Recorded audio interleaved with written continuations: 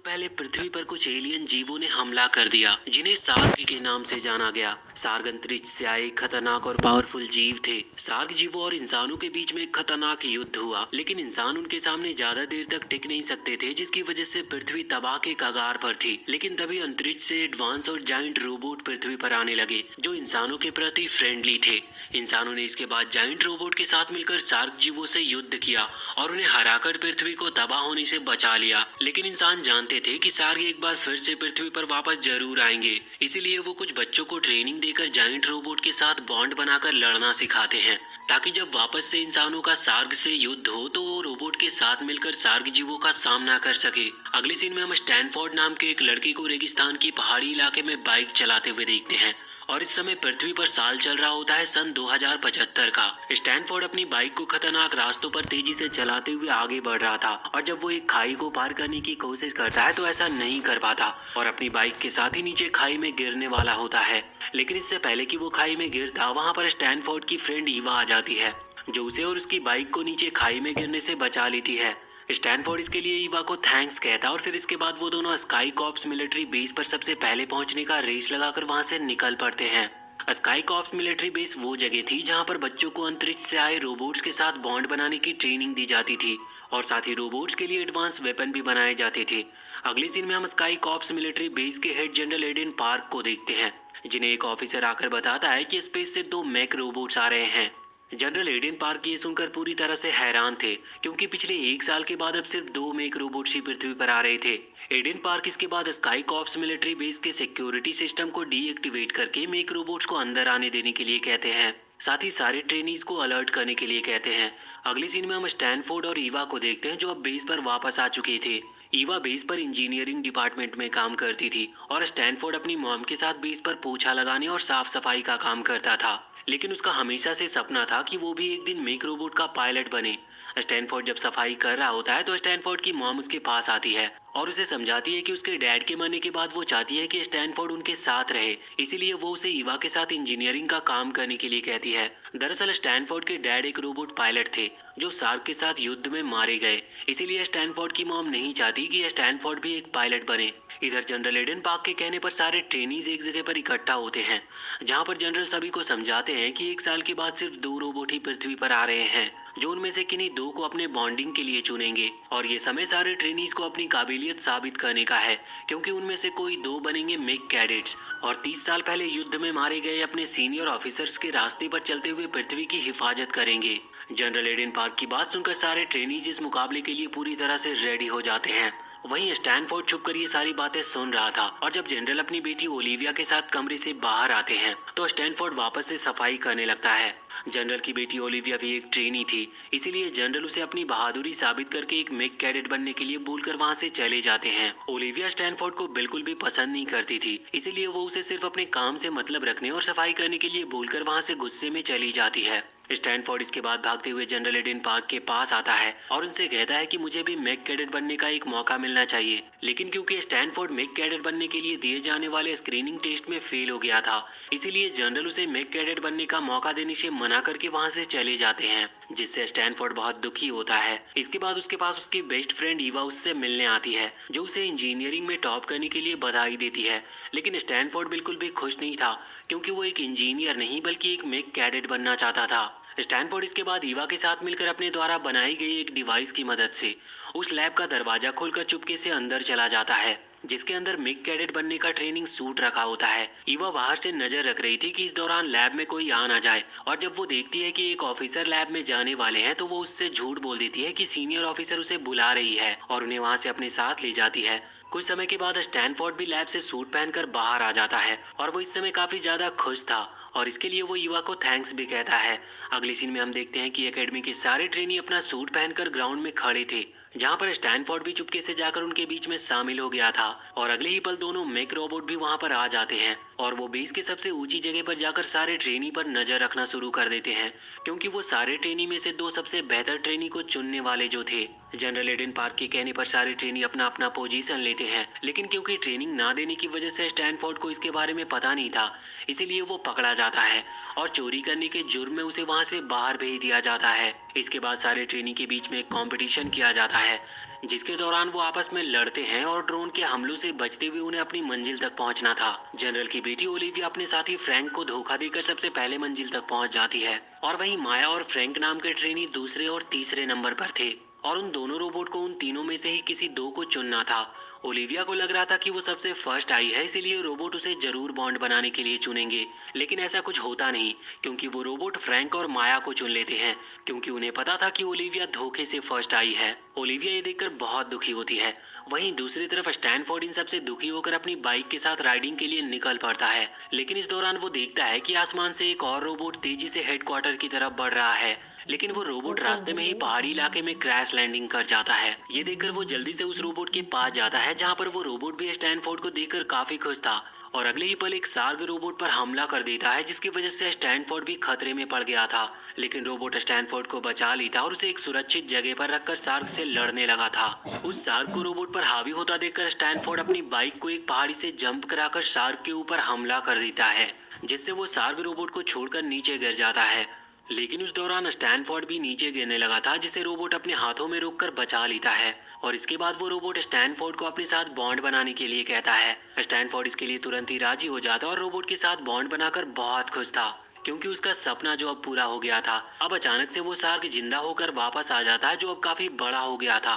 Stanford उस SAARC को देखकर डर जाता है, लेकिन इससे पहले कि वो सार्क स्टैनफोर्ड और रोबोट को कोई नुकसान पहुंचाता, वहां पर कैप्टन टनाका अपने रोबोट के साथ आ जाते हैं जो उस सार्क पर हमला करके उसे मार गिराते हैं और स्टैनफोर्ड के साथ ही उसके रोबोट को भी बचा लेते हैं। अगले सीन में हम जनरल एडेन पार्क को देखते हैं जो अपनी बेटी ओलिविया के पास जाकर उससे पूछते हैं कि अब तुम क्या करोगी, क्योंकि रोबोट ने ओलिविया को बॉन्ड बनाने के लिए नहीं चुना था। इस पर ओलिविया अपने डैड से कहती है कि कुछ भी हो जाए वो एक मेक कैडेट पायलट जरूर बनकर रहेगी। उसकी बातें सुनकर उसके डैड उसके ऊपर गुस्सा होकर वहां से चले जाते हैं क्योंकि जल्दी ओलिविया 16 साल की होने वाली थी और रोबोट 16 साल से ज्यादा उम्र के लोगों को कभी भी बॉन्ड बनाने के लिए नहीं चुनते हैं। कैप्टन टनाका स्टैनफोर्ड को रोबोट के साथ देखकर समझ जाते हैं कि रोबोट ने स्टैनफोर्ड को बॉन्ड बनाने के लिए चुना है, इसीलिए वो स्टैनफोर्ड को अपने रोबोट के साथ कैंप चलने के लिए कहते हैं क्योंकि अब स्टैनफोर्ड भी एक मैक कैडेट था। स्टैनफोर्ड ये सुनकर तो बहुत खुश होता है और अपने रोबोट के साथ बॉन्ड बनाकर कैप्टन टनाका के साथ उड़ते हुए कैंप की तरफ निकल पड़ता है। स्टैनफोर्ड ने अपने रोबोट का नाम बडी रखा था। अब क्योंकि स्टैनफोर्ड पहली बार किसी रोबोट के साथ बॉन्ड बनाकर उसे कंट्रोल कर रहा था, इसीलिए उसे काफी प्रॉब्लम हो रही थी। ओलिविया जब आसमान में कैप्टन टनाका के साथ एक नए रोबोट को उड़ते हुए देखती है तो तेजी से हेडक्वार्टर की तरफ निकल पड़ती है। वहीं स्टैनफोर्ड जब कैप्टन टनाका के साथ बेस पर पहुंचता है तो वहां पर माया और फ्रैंक स्टैनफोर्ड को देखकर पूरी तरह से हैरान थे और उन्हें विश्वास ही नहीं हो रहा था कि रोबोट ने स्टैनफोर्ड को अपने साथ बॉन्ड बनाने के लिए चुना है। कैप्टन टनाका इसके बाद माया और फ्रैंक से स्टैनफोर्ड और उसके रोबोट को अपने साथ बेसमेंट में ले जाने का बोलकर वहां से चले जाते हैं। स्टैनफोर्ड जब अपने रोबोट बडी और माया फ्रैंक के साथ बेसमेंट में नीचे आता है तो वहां पर उसे ओलिविया मिलती है जो नए रोबोट के साथ बॉन्ड बनाने के लिए आई थी। लेकिन जब उसे पता चलता है कि रोबोट ने तो पहले ही स्टैनफोर्ड के साथ बॉन्ड बना लिया है तो वो स्टैनफोर्ड पर बहुत गुस्सा होती है, लेकिन माया ओलिविया को अपने साथ वहां से ले जाती है। स्टैनफोर्ड इसके बाद बडी को बाकी रोबोट्स के साथ चार्ज और रीस्टोर होने के लिए छोड़कर फ्रैंक से बातें करने लगता है। वो फ्रैंक से कहता है कि शायद बडी ने मुझे इसीलिए चुना क्योंकि उसे किसी और को चुनने का मौका नहीं मिला, इसीलिए मेरी किस्मत काफी अच्छी है। इस पर फ्रैंक स्टैनफोर्ड को समझाता है कि बडी ने जरूर तुम्हारे अंदर कुछ देखकर ही तुम्हें चुना होगा। अगले सीन में हम कैप्टन टनाका को देखते हैं जो जनरल एडेन पार्क के पास आकर उन्हें बताते हैं कि बडी के ऊपर एक सार्ग ने हमला किया था, जिसका मतलब है कि सार्ग पृथ्वी पर वापस लौट रहे हैं। कैप्टन टनाका की बात सुनकर जनरल सिक्योरिटी बढ़ाने का आदेश देता है। इस समय ओलिविया भी वहां पर मौजूद थी जो अपने डैड से बडी के साथ बॉन्ड बनाने का एक मौका मांग रही थी, लेकिन जनरल उसे ऐसा करने से साफ साफ मना कर देते हैं और उसे वापस जाने की कहते हैं क्योंकि बडी ने पहले ही स्टैनफोर्ड के साथ बॉन्ड बना लिया था। वहीं दूसरी तरफ स्टैनफोर्ड फ्रैंक से बात करने के बाद वहां से भागते हुए अपनी मॉम के पास आ जाता है और उन्हें बताता है कि तीसरे रोबोट ने मुझे बॉन्ड बनाने के लिए चुना है। लेकिन उसकी मॉम इससे बिल्कुल भी खुश नहीं होती क्योंकि वो कभी नहीं चाहती थी कि स्टैनफोर्ड एक रोबोट पायलट बने।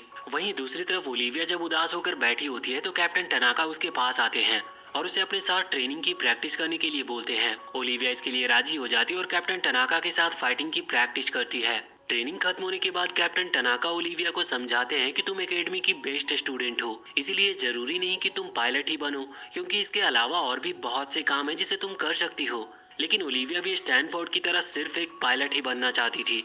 अगले सीन में हम स्टैनफोर्ड को देखते हैं जो माया और फ्रैंक के साथ समय बिताकर उनका अच्छा फ्रेंड बन गया था। और ईवा ये जानकर काफी खुश थी कि स्टैनफोर्ड अब एक पायलट बन गया है। कैप्टन टनाका इसके बाद स्टैनफोर्ड, फ्रैंक और माया को रोबोट को कंट्रोल करने की ट्रेनिंग देना शुरू करते हैं। ट्रेनिंग के दौरान स्टैनफोर्ड को सबसे ज्यादा प्रॉब्लम हो रही थी क्योंकि फ्रैंक और माया ने पहले से ही एकेडमी में काफी ट्रेनिंग किया था।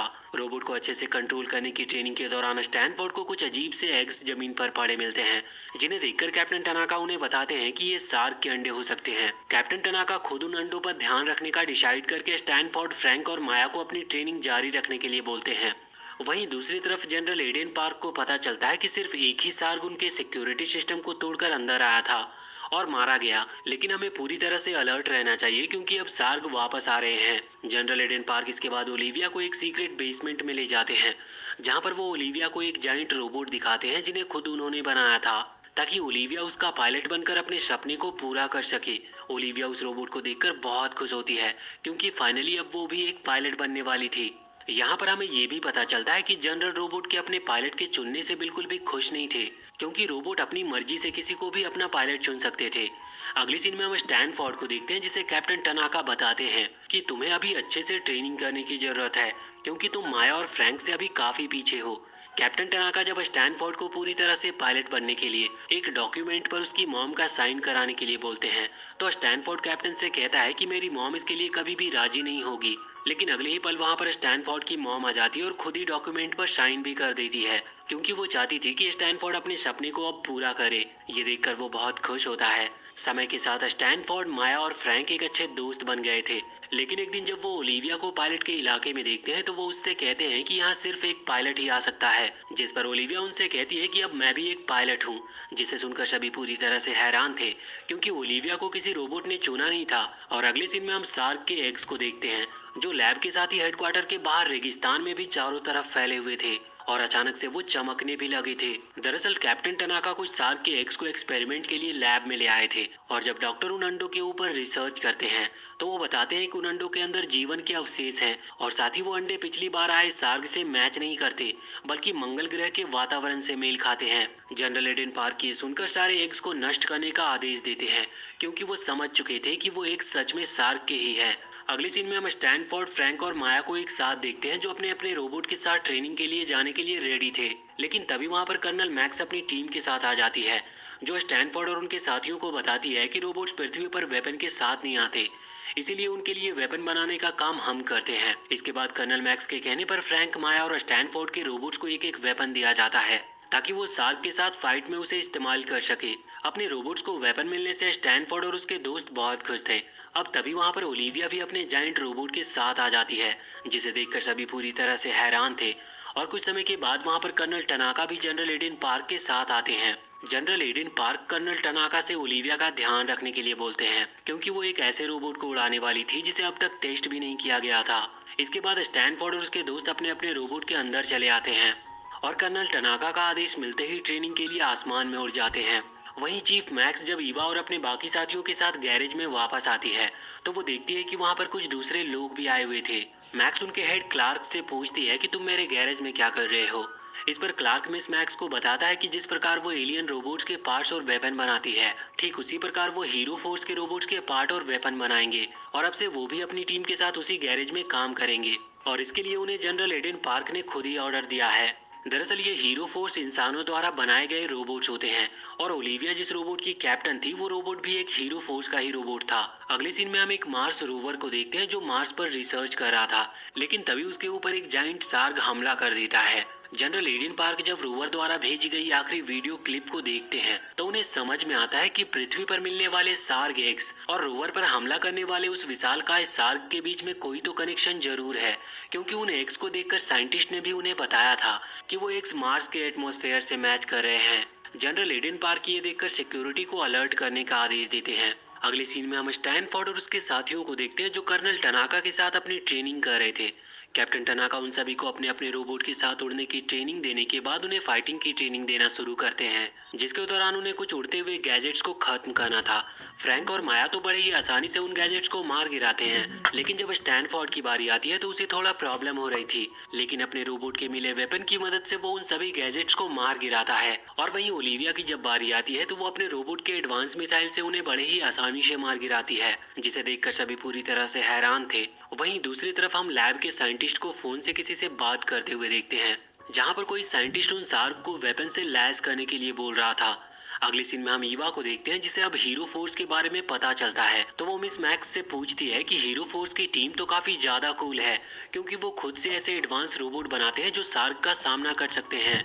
इस पर मैक्स ईवा को बताती है कि जब तक क्लार्क हीरो फोर्स की टीम में है उनसे अच्छाई की उम्मीद नहीं की जा सकती, क्योंकि शार्क के साथ चल रहे युद्ध में जब वो अपने एक साथी के साथ एक शहर में शार्क से घिरी हुई थी, तब उन्होंने क्लार्क से मदद मांगी, लेकिन क्लार्क ने उस लोकेशन को खतरनाक बताकर मिस मैक्स को बैकअप देने से साफ मना कर दिया था, जिसकी वजह से मिस मैक्स के साथी ने उनकी जान बचाने के लिए शार्क से लड़ते हुए अपनी जान दे दी, जिसका दुख उसे आज भी है। अगले सीन में हम कैप्टन टनाका को देखते हैं, जो स्टैनफोर्ड के साथ ही उसकी साथियों को ट्रेनिंग दे रहे थे, जिसमें उन्हें उड़ते हुए ड्रोन से एक फ्लैग को सबसे पहले हासिल करना था। फ्लैग को हासिल करने के लिए सभी एक दूसरे पर हमला करना शुरू कर देते हैं। कैप्टन टनाका और स्टैनफोर्ड माया को समझाते हैं कि उसे मिलकर एक टीम की तरह आगे बढ़ना चाहिए, लेकिन माया अकेले ही इस कंपटीशन को जीतना चाहती थी, जिसकी जिद की वजह से वो उस कंपटीशन को जीत तो जाती है, लेकिन इस दौरान माया और उसके रोबोट का एक हाथ जख्मी हो जाता है, जिससे माया बहुत दुखी होती है, क्योंकि उसकी गलती की वजह से उसका रोबोट भी जख्मी हो गया था।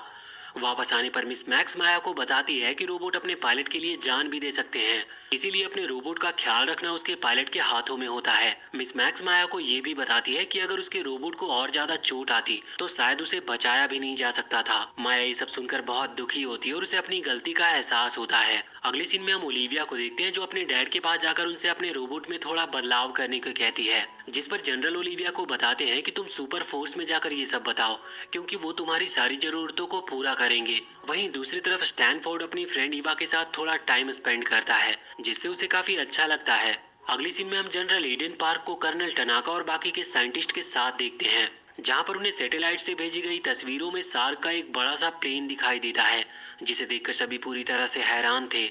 वहीं दूसरी तरफ लैब में हम साइंटिस्ट को देखते हैं, जो शार्क के अंडों पर अब भी रिसर्च कर रहे थे, और अगले ही पल उस अंडे से एक शार्क बाहर निकलकर साइंटिस्ट पर हमला भी कर देता है। तो फिलहाल इस पार्ट को हम यहीं पर एंड करते हैं और इसके बाकी के